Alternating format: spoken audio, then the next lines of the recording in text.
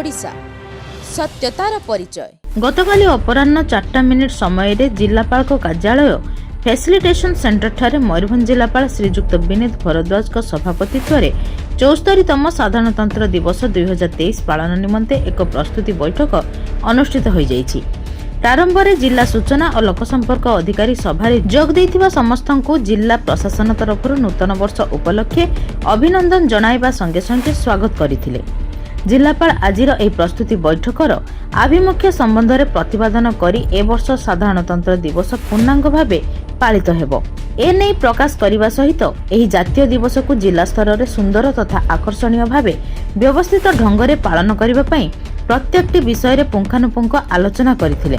तदनुसार एही जातीय दिवस पालन अवसर में आवश्यक कार्य तथा छात्र छात्री मध्य विभिन्न अनुष्ठान द्वारा प्रतियोगिता आयोजन तथा एथिपाई उपयुक्त विचारक मंडली प्रस्तुति, प्यारेड पड़िया सुसज्जीकरण, अभिवादन मंच प्रस्तुति, सहरांचल को परिष्कार परिच्छन्न, जल जोगाण, आकस्मिक दुर्घटनार मुकाबिला, प्यारेड परिचालना, आपत्कालीन स्वास्थ्य सेवा, रामधुन परिवेषण, अतिथि मानक निमंत्रण, अकृति छात्र छात्री को पुरस्कार वितरण इत्यादि कार्य को सुचारू रूपे संपादन निमंते विभिन्न कमिटी गठन कर संपृक्त विभागीय अधिकारी तथा व्यक्ति विशेष को दायित्व न्यस्त करा नहीं जिलापाल परामर्श देइथिले और जिला स्तरीय एही जातीय दिवस को सुंदर और श्रृंखलित भाव पालन करने समस्त सहयोग कामना करथिले।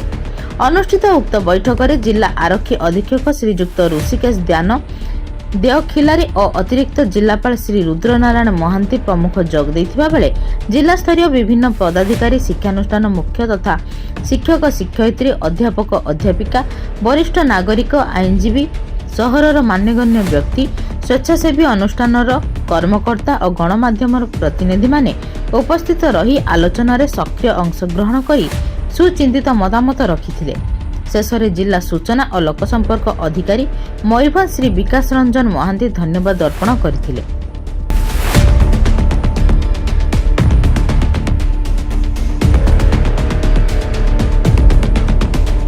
मयूरभंज जिलार मानवंत पाणिग्राही रिपोर्ट, न्यूजॉन ओडिशा।